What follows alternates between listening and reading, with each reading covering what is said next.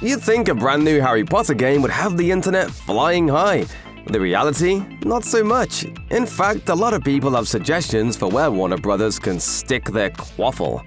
Since the official death of E3, Summer Game Fest has become a go-to place for game developers and publishers to make big reveals. Despite host Jeff Keighley attempting to downplay expectations ahead of this year's festival, the festival's opening night still yielded some exciting announcements. One of the biggest drops at this year's festival was a new trailer for the upcoming game from Unbroken Studios, Harry Potter Quidditch Champions. The trailer is a little light on details, but the main points are clear. Players will get to try their hand at the Wizarding World's favorite sport, as well as hang out with a few of the core characters from Harry Potter along the way.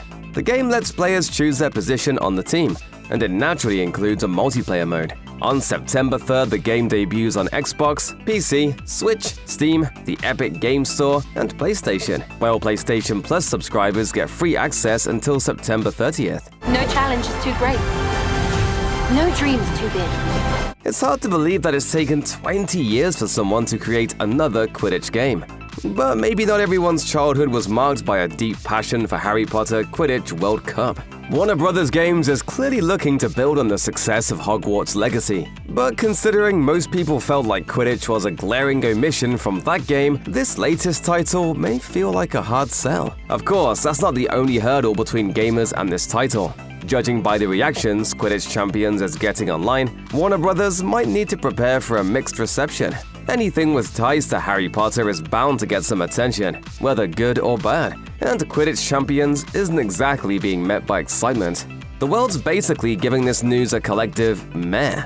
Even the applause from the live audience at Summer Game Fest was tepid. A number of people are upset at the idea of Harry Potter creator J.K. Rowling making more money from the franchise, particularly in light of her controversial comments criticizing the transgender community. Others are frustrated by problems much more rooted in the gaming experience itself. For one, fans are immediately jumping to the conclusion that Quidditch was cut from Hogwarts Legacy as a way to encourage people to buy Quidditch Champions. The fact that Hogwarts Legacy players are going to get bonuses from purchasing this game only makes the two feel annoyingly connected for some. Plenty of people are going to have a hard time agreeing to pay for what they view as being a missing minigame from Legacy.